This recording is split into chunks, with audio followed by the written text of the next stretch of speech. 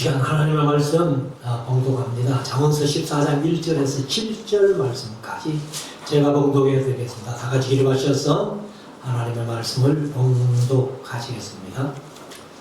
무릇 지혜로운 여인은 그 집을 세우되 미련한 여인은 자기 손으로 그것을 허느니라. 정직하게 행하는 자는 여호와를 경외하여도 패역하게 행하는 자는 여호와를 경멸히 여기느니라. 미련한 자는 교만하여 입으로 매를 자청하고 지혜로운 자는 입술로 스스로 보전하느니라. 소가 없으면 구유는 깨끗하려니와 소의 힘으로 얻는 것이 많으니라. 신실한 증인은 거짓말을 아니하여도 거짓 증인은 거짓말을 뱉느니라.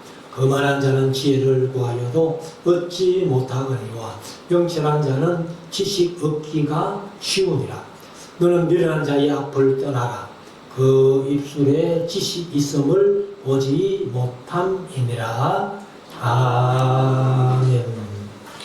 작성하시고 이제 우리 하나님의 말씀을 묵상하는 시간입니다. 오전 시간에 잠언서 13장 말씀을 드렸고 이 시간에는 잠언서 14장 말씀 1절부터 35절까지 있는 잠언서 중에는 조금 긴 책입니다만 1시간 설교하는데 무리 없을 줄로 압니다. 바로 1절부터 말씀을 묵상하면은 1절 지혜로운 여인은 그 집을 세우되, 여기 이제 그 집 하는 것은 물론 일반 집이라고 하면은 건물을 얘기를 하죠. 근데 여기서는 이제 건물보다는 가정이란 의미가 더 큽니다. 그래서 그 가정을 잘 이렇게 세워가지만은 미련한 여인은 자기 손으로 그것을 허느니라. 그것이 집이고 가정이죠. 그래서 우리가 이제 이 세상 살아가면서 가정을 잘 세운다는 것은 바로 하나님께서 주시는 문복이라는 것을 전도서에서 많이 말씀을 하시죠. 그래서 남편이 아내를 얻었어, 또 아내가 남편을 얻었어, 그리고 이제 자식들을 낳아서 가정을 잘 세워가는 것은 그것이 얼마나 큰 복이라는 것은 우리가 너무 잘 아는 말씀입니다. 그래서 우리가 우리의 가정들을 지혜롭게 잘 세워갈 수 있는, 여기는 여인은 했지만은 남자나 여자나 다 마찬가지 가정을 바로 세우려고 해서는 지혜로운 성도들이 될 수 있기를 원합니다. 2절 정직하게 행하는 자는 여호와를 경외하여도. 그러면 정직하지 못한 자들은 신앙생활 한다 할지라도 하나님을 참으로 경외하는 건 아니라는 뜻이죠.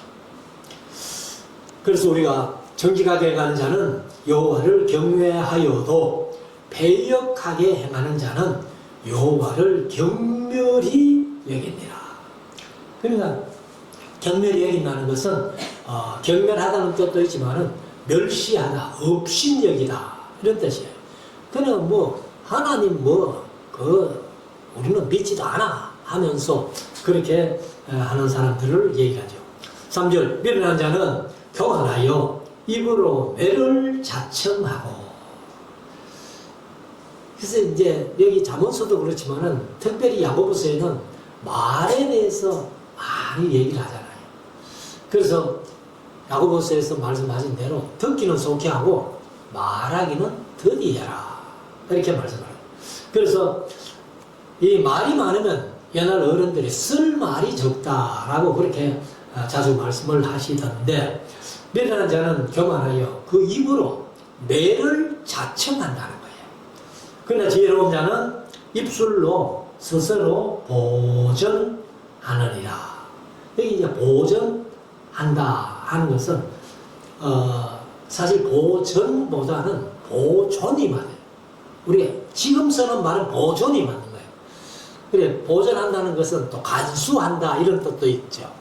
그리고 감시하다, 주의하다, 지키다, 준수하다 뭐 이런 뜻을 가지고 있으니까 그래서 스스로 자기 자신을 보존하고 지키는 그런 삶을 살 수 있다. 4절 소가 없으면 구유는 깨끗하려니와 소의 힘으로 얻는 것이 많으니라. 근데 요즘 뭐 농촌에도 사실 소가 그렇게 귀중하지는 않죠. 이제는 뭐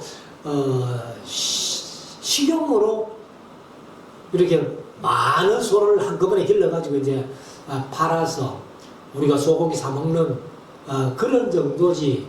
사실 이제 농사 짓는데 소를 사용하는 가정은 아무리 농촌이라도 지금 한국 땅에는 찾기 힘들 겁니다. 근데 이 말씀이 이제 옛날에 솔로몬이 얘기를 할 당시 같으면은 사실 소의 힘으로 거의 농사를 다질 때라고 생각하면은 소가 없으면은 구유는 먹이를 안 주니까 깨끗하죠. 그렇지만은 소의 힘으로 얻는 것이 너무 많다는 거예요. 사실 제가 어릴 때만 해도 농촌에서 제일 큰 재산이 뭡니까? 소예요, 소. 그래서 소가 일도 하지만은 또 새끼를 낳아가지고 그리고 이제 목돈을 만들 수 있는. 아마 농촌 생활에서는 옛날에는 거의 소가 많은 것으로 가정의 보탬이 됐던 그런 시절이 뭐 우리가 불과 얼마 안 됐습니다.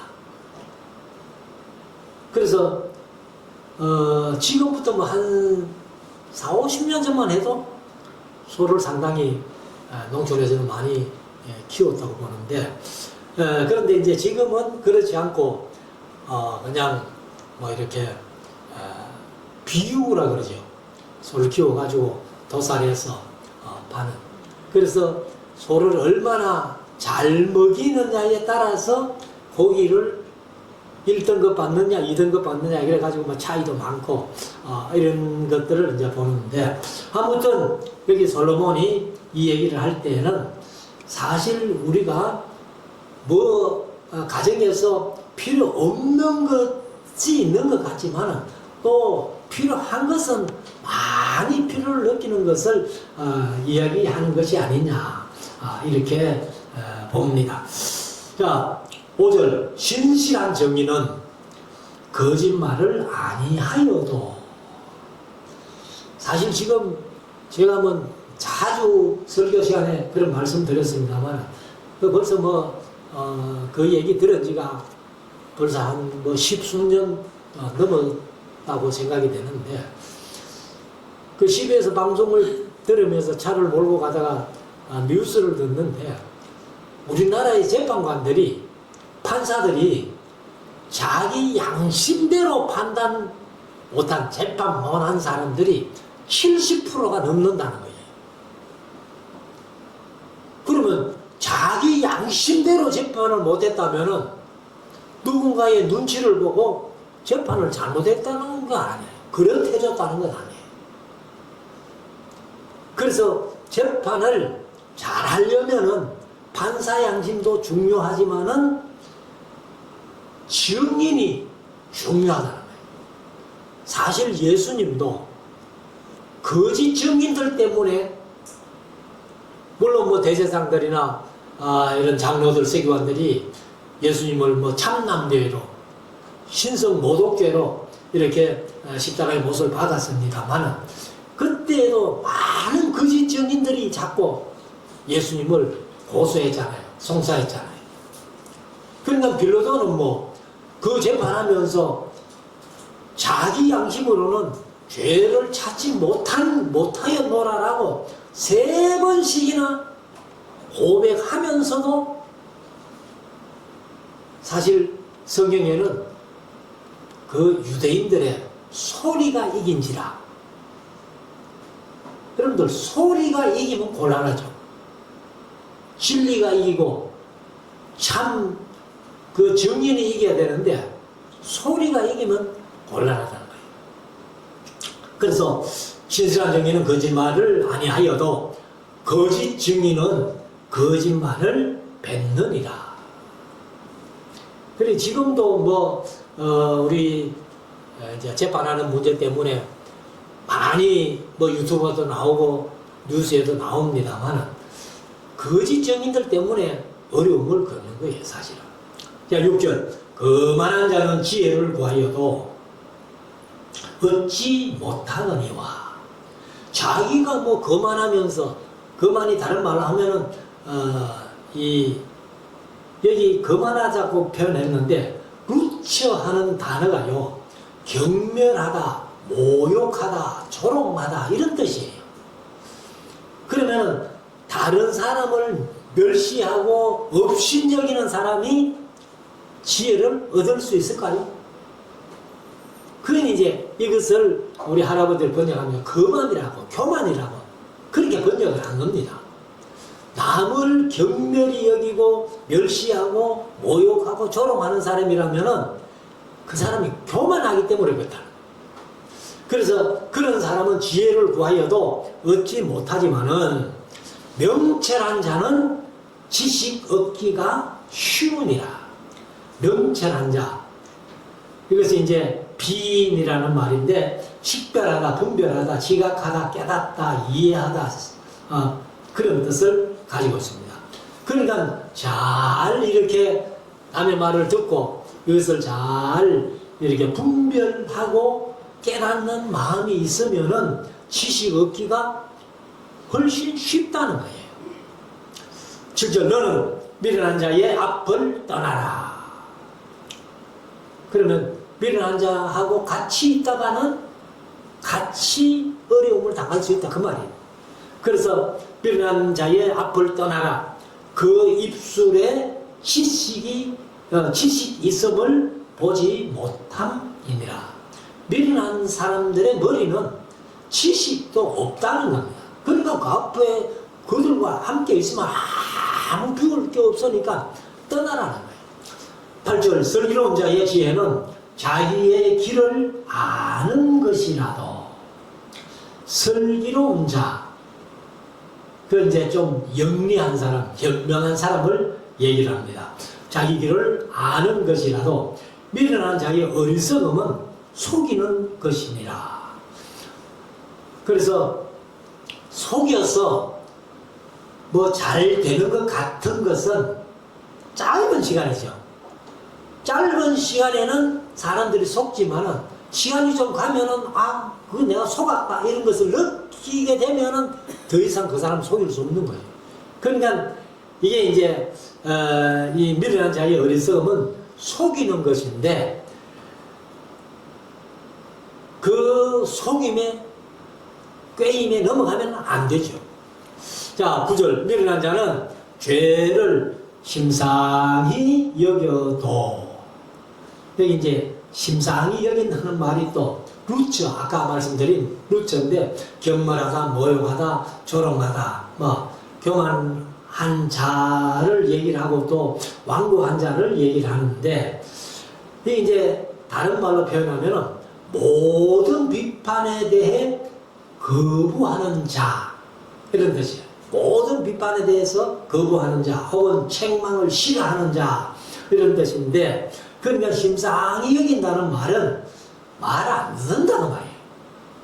아무리 충고하고 조언을 해도 말 안 듣는 사람 그런 사람들은 바로 말할 필요가 없다. 그래서 심상히 여긴다고 그렇게 말하는데 정직한 자 중에는 은혜가 있느니라. 그래서 정직한 자 중에는 할 때에 이게 이제 간격 사이의 공한 얘기를 합니다. 그러니까 정직한 자들의 사이에는 그런 사람들이 많이 있으면 은혜가 있다. 이렇게 말씀을 하고 있습니다. 10절 마음의 고통은 자기가 알고. 사실 마음의 고통은 자기밖에, 내가 막 우리 경상도 말로 한국 사람들 말로 아이고 죽겠다 이렇게 표현하면은 다른 사람이 좀 알아줄런지 몰라도 그 고통이 뭐 얼마나 큰지는 자기 자신 외에는 모르지요. 그래서 마음의 고통은 자기가 알고 마음의 즐거움도 타인이 참여하지 못하느니라. 그래서 우리가 내가 고통을 당할 때에 고통을 다른 사람에게 얘기를 하면서 내 고통을 좀 알아주기를 이렇게 바라지만은 그 말 들어가지고 얼마나 그 사람이 당하는 고통을 이해할 수 있을까요? 아마 힘들 거예요. 본인이 당하는 고통만큼 다른 사람이 이해를 해준다는 게 어렵다는 거예요. 그래서 자기만 아는 거예요. 그 마음의 즐거움도 사실은 타인이 거기에 참여하지 못한다. 뭐 요즘 같으면 흔히 막 표현하는 말로 야 내게 좋은 일이 있다 한 택 낼게 뭐 한 택 쏠게 이래가지고 가서 이제 식사를 하면서 뭐 내가 이런 일이 있어서 하면은 거기에 어느 정도는 이해를 하지만은 그 사람 속에 있는 그 즐거움이나 그 기쁨을 타인이 누릴 수 있을까요? 그게 어렵다. 그래서 마음의 고통도 자기가 알고 마음의 즐거움도 타인이 참여하지 못한다. 그래서 남의 즐거움이나 고통을 속속들이 알려고 애쓸 필요는 없다. 내가 알아도 그것을 얼마나 그 사람을 위로해 줄 수 있고 얼마나 그 사람의 즐거움에 참여할 수 있을까 하는 것은 내 자신도 모른다는 거예요. 자, 11절 악한 자의 집은 망하겠고. 여기도 이제 집이라고 했지만은 바이트 하는 말이 우리가 뭐 집 하면은 바이트라는 말인데 베델 하면은 제일 쉽죠. 벳엘 하나님의 집 이런 뜻이거든. 그런데 이 집이 이제 아까도 말씀드린 건물도 집이지만은 여기에서 말하는 것은 가정을 얘기합니다. 가정. 그래서 악한 자의 가정은 결국은 망하겠고 정직한 자의 장막, 역시 장막도 집이잖아요. 장막도 집인데 역시 뭐 가정으로 보면 좋습니다. 정직한 자의 장막은 흥하리라. 그래서 이 잠언이란 말답게 역시 여기도 비교해놨습니다. 12절 어떤 길은 사람의 보기에 바르나 필경은 사망의 길이니라. 사람의 보기에 바른 길 같은데도 어떤 길은 사망의 길로 갈 수 있다는 거예요. 그러니까 우리가 이런 것까지 잘 분별할 수 있어야 우리의 삶이 좀 더 편하고 안전한 삶을 살 수 있다. 13절 웃을 때에도 마음에 슬픔이 있고 웃을 때에도 마음에 슬픔이 있고 즐거움의 끝에도 근심이 있느니라. 그러니까 세상에서는요 완전한 기쁨이나 완전한 슬픔이 없다는 거예요. 이게 이제 아마 다윗의 시 가운데 시편 9편 말씀을 제가 수요일 저녁에 말씀드렸습니다만 시편 9편의 두 제목이 뭐냐면은 뭇라벤에 맞춘 노래. 뭇라벤이 뭐냐면은 아들의 죽음이라는 곡조예요. 아들의 죽음이라는 곡조에 맞추어 가지고 9편의 내용이 뭐냐면은 승리를 노래했거든요. 그냥 압살롬이 다윗을 반역해가지고 지가 왕이 돼가지고 군대를 일으켜가지고 다윗 군대와 싸우는데 그때 사실 요압이 이제 압살롬을 치러 갈 때에 다윗이 친히 나가가지고 그 군사들이 듣는 앞에 뭐라고 했어요? 내 아들 압살롬을 좀 긍휼히 여겨달라는 거예요. 그런데 이 압살롬이 죽었다는 소식을 다윗이 듣잖아요. 근데 그 아들의 죽음이라는 곡조가 슬픈 곡조겠어요? 기쁜 곡조겠어요? 뭐 두말하면 잔소리죠. 슬픈 곡조인데 그 내용은 전쟁에서 승리한 내용이에요. 그러니까 이 말씀이 웃을 때에도 마음에 슬픔이 있고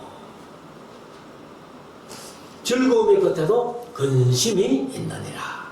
14절 마음이 패배한 자는, 패배한 것을 개역개정은 후원자는 이렇게 표현했어요. 그래서 이 구원자는, 패배한 자는, 이게 이제 왜 패배하다고 번역을 했는지는 모르겠습니다만 여기 수거라는 단어가요, 되돌아가다, 물러가다 그런 뜻이에요. 되돌아가다, 물러가다. 굽은 것도 아니잖아요, 사실은. 근데 자기 행위로 봉이 만족하겠고 선한 사람도 자기의 행위로 그러하리라. 마음을 이제 여기 뜻 그대로 하면은 되돌아가다, 물러가다 그런 뜻인데, 사실 자기 마음을 이렇게 돌리는 것, 이것이 이제 뭐 우리 신앙으로 말하면 회개지요. 회개인데 옹이 만족하겠고, 사실 이제 좀 못된 사람이 자기 마음을 되돌리면은, 아, 내가 그래도 내가 못된 생각하다가 마음을 돌렸네 하면서 이제 마음에 좀 흡족함을 얻는다는 거죠. 얻는데 선한 사람도 자기의 행위로 그러하리라. 그러니까 선한 사람일지라도 또 내가 선을 더행해서 마음에 즐거움이 있으면은, 아, 참 내가 마음이 기쁘다, 좋다, 만족하다, 뭐 이런 표현을 한다는 거라고 말씀을 하고 있습니다. 15절 어리석은 자는 온갖 말을 믿으나 슬기로운 자는 그 행동을 삼가느니라. 이 어리석은 자는 온갖 말을 다 믿는 거예요. 근데 사실 이제 어리석은 자, 어리석어서 믿는 것도 있지만은, 거짓말하는 사람을 거짓말로 인식 안 하고 내 마음만 이기고 그 속는 사람들이 많이 있죠. 그런 사람은 뭐 악하다기보다는 또 어리석다기보다는 너무 자기 마음만 믿는 거예요. 그렇기 때문에 요즘 사람들의 얘기는 내 마음만 가지고 판단했다가는 안 된다. 그래서 이제 우리가 뭐 좋은 일 하고 바가지 쓰는 경우가 많이 있는 거예요. 그래서 우리가 이제 함부로 분별 없이 믿는 것도 참 우리가 삼가해야 됩니다. 그리고 또 아무것도 믿지 못하는 사람, 그 사람 자기가 나쁘기 때문에 아무도 못 믿는 거예요. 그냥 우리가 늘 지혜롭게 판단을 할 수 있는 그런 사람이 세상을 아마 아름답게 살 수 있지 않겠나, 이렇게 생각을 합니다. 16절 지혜로운 자는 두려워하여 악을 떠나나 어리석은 자는 방자하여, 방자하다는 말이 아바르라는 말인데 그냥 지나가다, 통과하다, 건너가다, 넘겨주다, 사라지다, 소멸하다, 끝나다, 그리고 또 그만하다, 성내다, 화내다, 이런 뜻을 가지고 있습니다. 그러니까 어리석은 자는 방자하고, 그러니까 이제 그냥 뭐 아이고 그 사람 안 그렇겠지 하면서 말을 그냥 지나가 버린다, 그런 얘기인 것 같습니다. 그래서 어리석은 자는 방자하여 그 사람은 안 그렇겠지 뭐 하면서 이제 그 말을 믿는다는 겁니다. 자, 17절 노하기를 속히 하는 자는 어리석은 일을 행하고. 사실 뭐 저도 성기를 급해가지고 뭐 좀 화를 좀 급하게 내는 그런 그게 있는데, 이제 급하게 화를 내다 보면은 반드시 조금만 지나면 후회하는 거예요. 아이고 내가 잘못했네. 그래서 화를 속히 하는 자는, 노하기를 속히 하는 자는 어리석은 일을 행하고, 악한 계교를 꾀하는 자는, 악한 꾀, 그래 이제 계략이나 업무 그리고 악한 생각 이런 것들을 하는 자는 미움을 받느니라. 그러면 성을 속히 내는 것도 어리석은 사람 중에 하나다, 이렇게 생각하시면 될 것입니다. 18절 어리석은 자는 어리석음으로 기업을 삼아도 슬기로운 자는 지식으로 멸관을 삼느니라. 그래서 우리가 이 끝없이 공부하고 지혜를 사모하고 바르게 알려고 노력을 해야 된다.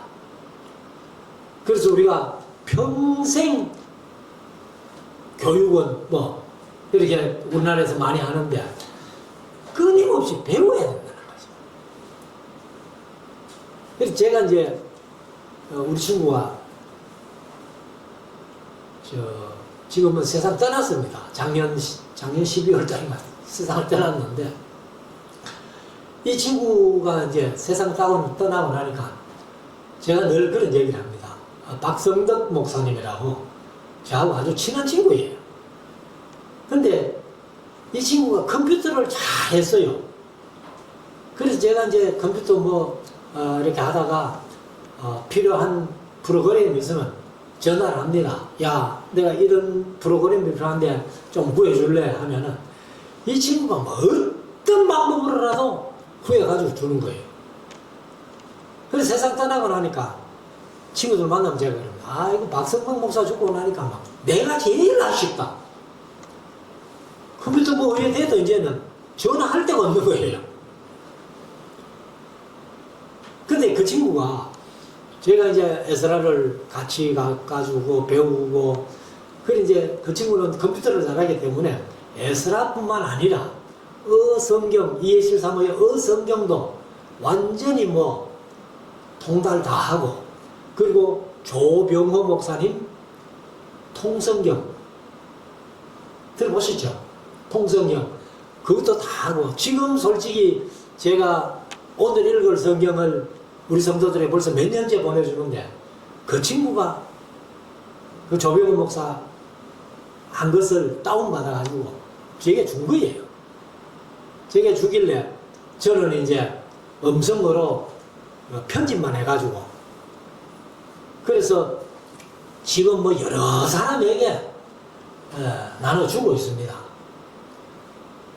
그런 일을 하고 하는데, 그 친구가 이제 한 번은 야, 강 목사 성경 공부하기 싫다 이러는 거예요.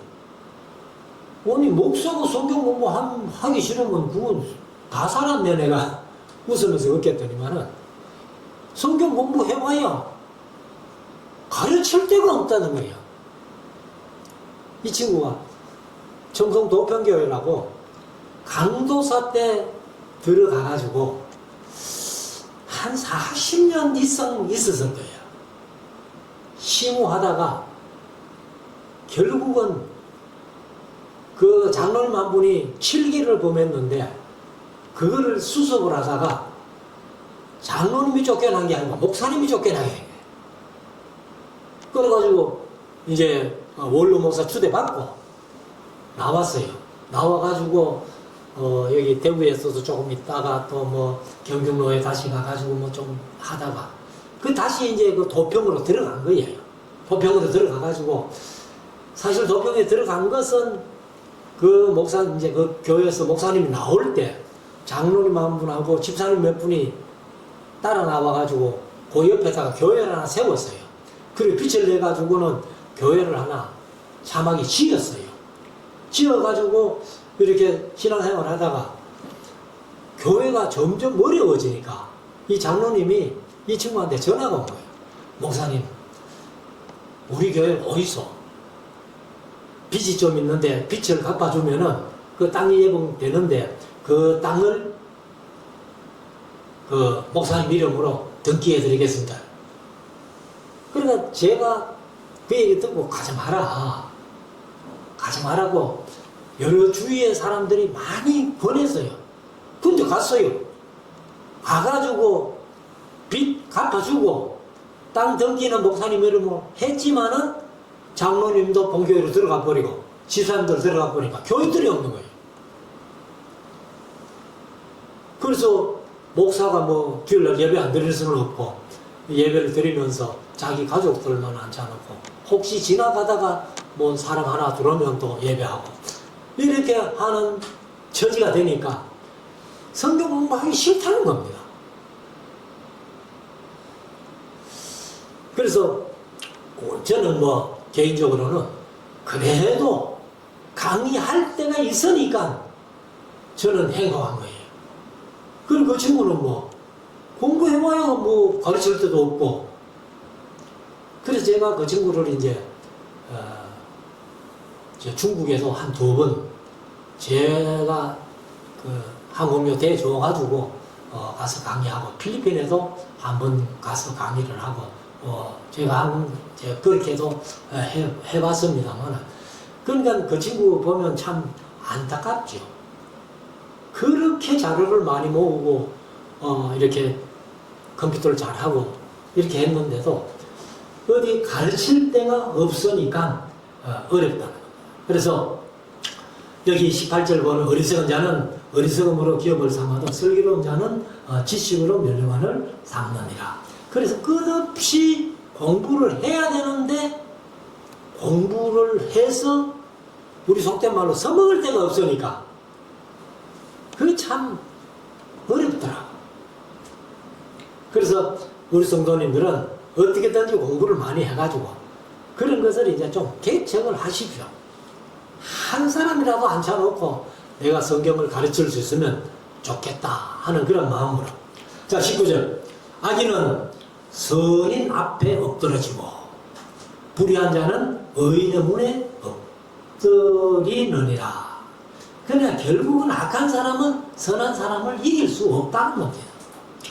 20절. 가난한 자는 그 이웃에게도 미움을 받게 되나 부유한 자는 친구가 많으니라. 그니 부유한 자가 친구가 많은 것은 아마 돈이 많기 때문에 그렇잖아요. 근데 그 부유한 사람이 돈이 없어 봐야 이 친구가 참 친구인가 거짓 친구인가를 분별할 수 있겠죠.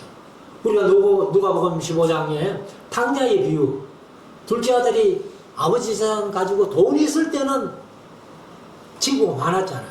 돈 떨어지니까 친구가 싹 없어지고 먹을 것 없으니까 돼지를 치는 그런 사람이 됐잖아요. 자, 21절. 그 이웃을 없인 여기는 자는 죄를 범하는 자요, 빈곤한 자를 불쌍히 여기는 자는 복이 있느니라. 잠언서에는 끊임없이 어렵고 가난한 사람들을 도와주고 구제해 주라는 것을, 그래서 더 구제하여도 더 좋은 것이 있다는 거예요. 22절. 악을 도모하는 자는 걸어가는 것이 아니냐. 이제 걸어가는 것이라고 했는데 개혁개정은 잘못 가는 것이 아니냐. 그리고 우리가 이제 잘 가야 되는데 악을 도모하는 자는 잘못 가는 겁니다. 걸어가는 것이 아니냐. 선을 도모하는 자에게는 진리가 인자와 진리가 있느니라. 그래서 우리가 마태복음 6장에 보면은 유대인의 3대 의가 있잖아요. 첫째는 구제, 두 번째 기도, 세 번째 금식. 그래서 이제 이 긍휼과 자비를 베푸는 것, 이것이 우리 성도들의 아마 본분이라고 해도 과언이 아닐 텐데, 이 유대인들의 금식은 사람에게 보이기 위한 금식, 잘못이라는 거죠. 기도도 사람들에게 보이기 위해서 길게 기도하는 거, 이게 잘못이라는 겁니다. 사실 구제도 참 진실된 마음으로 하면은 좋지만은, 뭐 요즘 국회의원들이나 이런 사람들 보면은 사진 찍기 위해서 구제하는 거, 그건 잘못이다. 제가 이 제미나이를 이제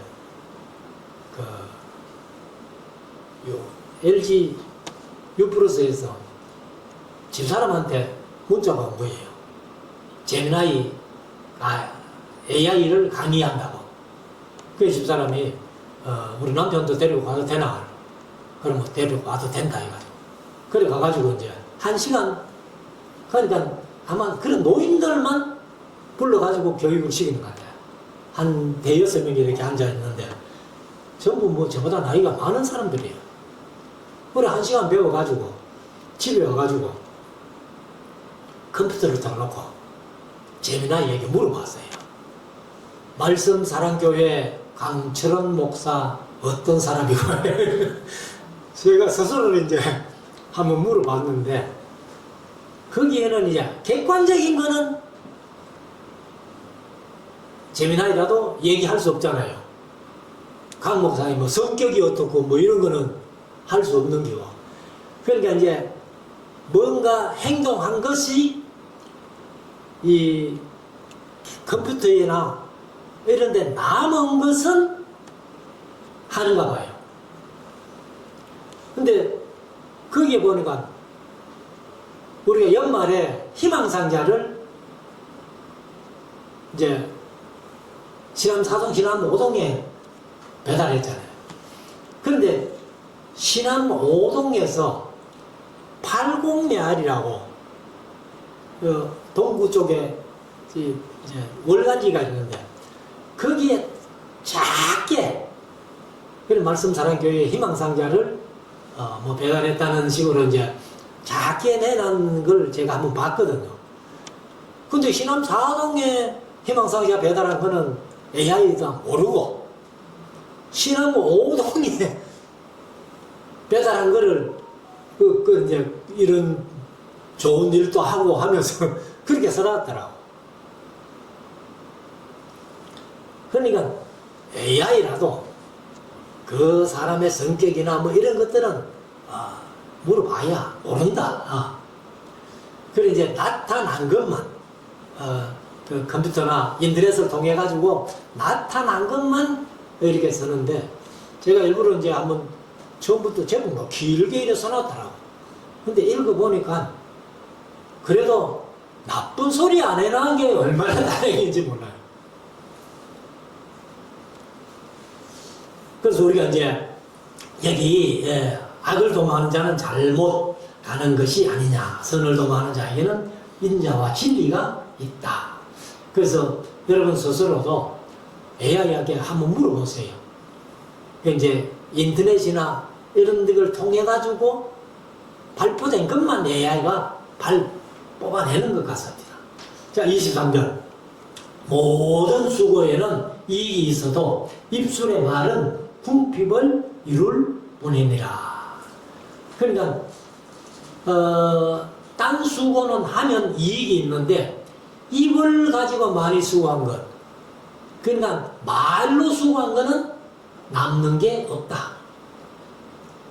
그래서 우리가 몸으로 수고해야 돼요. 그래서 믿음의 역사와 사랑의 수고와, 데살로니가 1장 3절이죠. 데살로니가 전서 1장 3절에 믿음의 역사와 사랑의 수고와 예수 그리스도에 대한 소망의 인내, 그래서 믿음, 소망, 사랑. 그래서 사랑의 수고가 남는 것이 있고, 입을 가지고 수고하는 것은 남는 게 없다. 24절 지혜로운 자의 재물은 그의 멸관이요 미련한 자의 소유는 다만 그 미련한 것이니라. 그래서 사실은요, 재물을 우리에게 주신 것은 내 것이라고 주신 게 아니에요. 좋은 일을 위해서 쓰라고, 하나님의 영광을 위해서 쓰라고 주신 거지, 우리가 내 거라고 꽁꽁 묶어놨다가는 아무것도 남는 게 없고 하나님 앞에 가면 책망들을 할 거예요. 자, 25절 진실한 정의는 사람의 생명을 구원하여도 거짓말을 뱉는 사람은 속이느니라. 속일 뿐만 아니라 사람을 죽일 수 있다는 거예요. 우리가 거짓 정의하면 사람을 죽일 수도 있다는 거예요. 자, 26절 여호와를 경외하는 자에게는 견고한 의뢰가 있나니 그 자녀들에게 피난처가 있으리라. 그래서 하나님을 믿는 사람도 땅에서 경건하게 사는데도 불구하고 고생만 하고 욕을 당하고 잘못될 수가 있습니다. 저도 그런 분들 몇 분 봤는데요. 신앙생활은 누가 봐도 잘하는데 그 속된 말로 잘 안 풀리는 거예요. 어려움을 많이 겪는 거예요. 그렇지만은 여기에 이제 그 자녀들에게 여호와를 잘 경외하고 견고한 의뢰가 있나니 그 자녀들에게는 피난처가 있어요.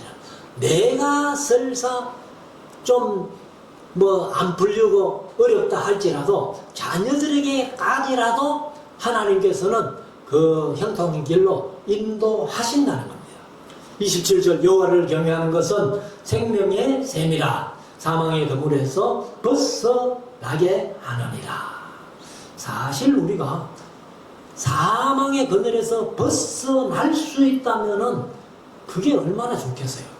그래서 여호와를 경외하는 것은 생명의 샘. 샘인데 사망의 그물에서, 그물이 이제 사실은 올감이죠. 덫. 나쁜 사람이 다윗이 그런 고백하잖아요. 나의 대적이 어찌 그리 많은지 하면서 그 대적들이 다윗을 어떻게 하려고 덫을, 올무를 많이 놓는 거예요. 그런데 다윗은 항상 그 올무를 비껴갈 수 있었다. 하나님이 도와주신 거죠. 28절 백성이 많은 것은 왕의 영광이요 백성이 적은 것은 주권자의 배망이니라.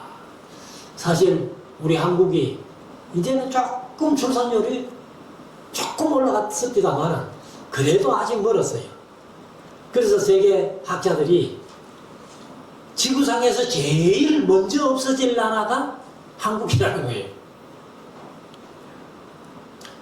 그래서 백성이 적으면 주권자가 패망한다.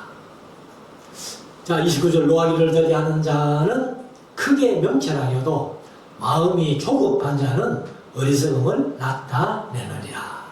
그 노하기를 더디하라고, 급하게 성내지 말라고 항상 이렇게 교훈하고 있습니다.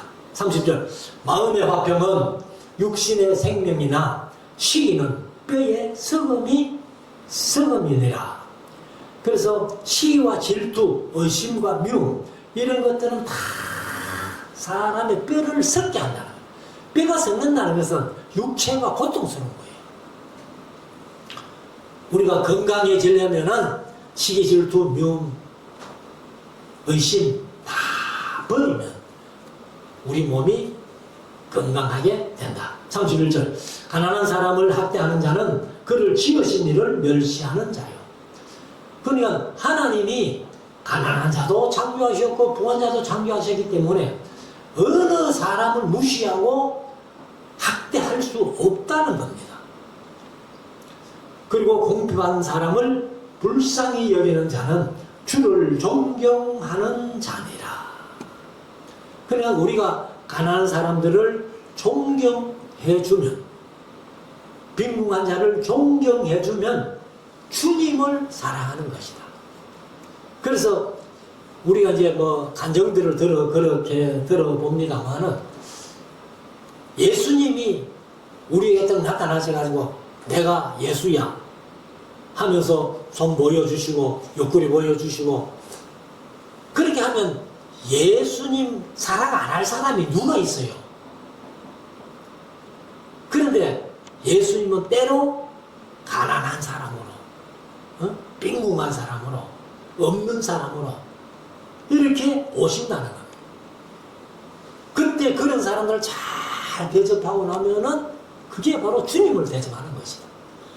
그래서 어린 소자 하나에게 냉수 한 그릇을 대접할지라도 결코 상을 잃지 아니하리라.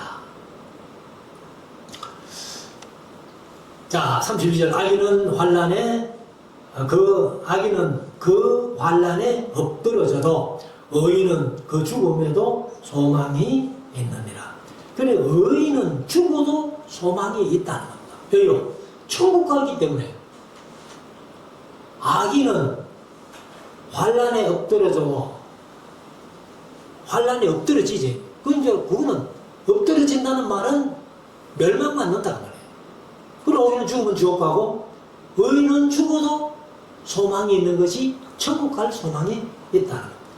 33절 지혜는 명철한 자의 마음에 머물거니와 미련한 자의 속에 있는 것은 나타나느니라. 34절 의인은 나라로 영화롭게 하고 죄는 백성을 욕되게 하느니라. 그래서 죄가 백성을 욕되게 하는 거예요. 의인은 나라를 영화롭게 한다. 그래서 우리나라가 바로 서려면요 위정자들도 마찬가지지만 우리 백성들도 제가 늘 그런 말 자주 드렸잖아요. 우리가 애국하는 게 뭐 애국한다고 말하는 게 애국이 아니에요. 우리가 하나님 보시기에 의롭게 사는 게 그게 애국입니다. 구약성경에 보면은 그 나라들이 망하고 각 성들이 뭐 특별히 소돔과 고모라 성 같은데 예루살렘 성이 망할 때 의인 하나가 없어서 망했고 또 소돔과 고모라는 의인 열이 없어서 망한 거예요. 그럼 우리가 다 스스로가 하나님 보시기에 진짜 의로운 사람 같으면 우리들 때문에 하나님이 이 나라를 보존해 주실 것이다. 마지막 35절 슬기롭게 행하는 신하는 왕의 은총을 입고 욕을 끼치는 신하는 그의 진노를 당하느니라. 그래서 끊임없이 이렇게 비교되고 있는 말씀을 우리에게 주시는데 여기 이제 신하가 슬기롭게 행하면 왕의 은총을 입죠. 그런데 욕을 끼치는 신하는 왕이 진노해가지고 저놈 목을 쳐라 뭐 이래. 그러니까 우리가 이 세상 살아가면서 이 비교해놓은 어리석은 자와 지혜로운 자, 의인과 악인, 그 의와 악 이런 것들을 항상 비교해놓은 것을 우리가 잘 마음속에 새겨서 우리는 어느 쪽에 속할 것인가 하는 것은 우리 스스로가 결정짓고 그 일로 따라가면 되는 겁니다. 말씀 마음속에 새기고 우리가 지혜로서 승리하는 우리가 될 수 있기를 주의 이름으로 축원합니다. 기도드리겠습니다.